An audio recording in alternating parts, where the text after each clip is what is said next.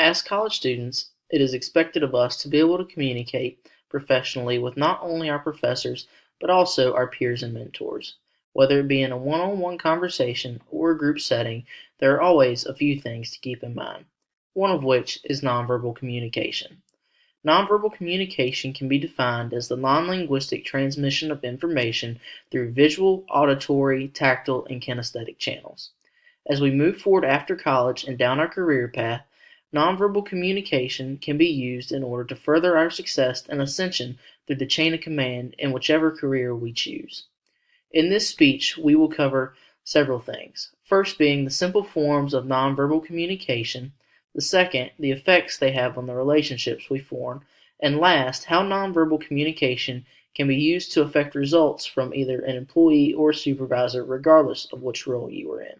When it comes to simple forms of nonverbal communication, there was a quote made by Sylvia Bonacchio in 2016 in an article she wrote for the Journal of Management in which she states nonverbal behavior can repeat verbal discourse, things such as a nod, or it can substitute, such as an eye roll, in place of a statement of contempt.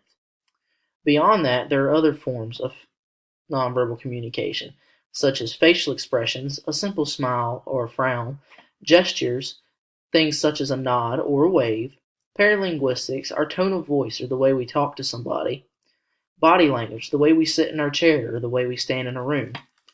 Proxemics, how close we sit to somebody can often show an interest level, and eye contact, making eye contact with an employer or an employee if you are a supervisor can go a long way in earning respect. Now that we've covered the forms of nonverbal communication, we move to understanding how they work.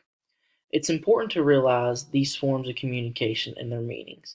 In 2017, Gia Moyi wrote an article for Management Communication Quarterly in which she stated that nonverbal communication can have a positive or negative impact on your coworkers. As a supervisor, it can empower or motivate your employees to reach goals that they may not reach beforehand. It can increase credibility, and it can increase confidence in those under you. However, one of the things that she specifically stated not to do was never to show distrust or show that you are not interested in something an employee has to say. Understanding these nonverbal forms of communication can lead to your ascension through the chain of command in whichever career you choose. It is important that we understand that nonverbal communication can either increase our chances of moving up the ladder or hinder them depending upon how we use it and how we understand it. Now that we've covered how to understand it, we need to learn how it can be used. And for that, every nonverbal communication form has a place of origin. There's a secret motivation behind it. For example, an eye roll is often a state of discontent or showing that you are not pleased with the actions of another. It can be important from an employer standpoint to understand those motivations behind the nonverbal communication, the body language, the gesture, whatever it may be, and how to affect that and how to change it into a positive manner.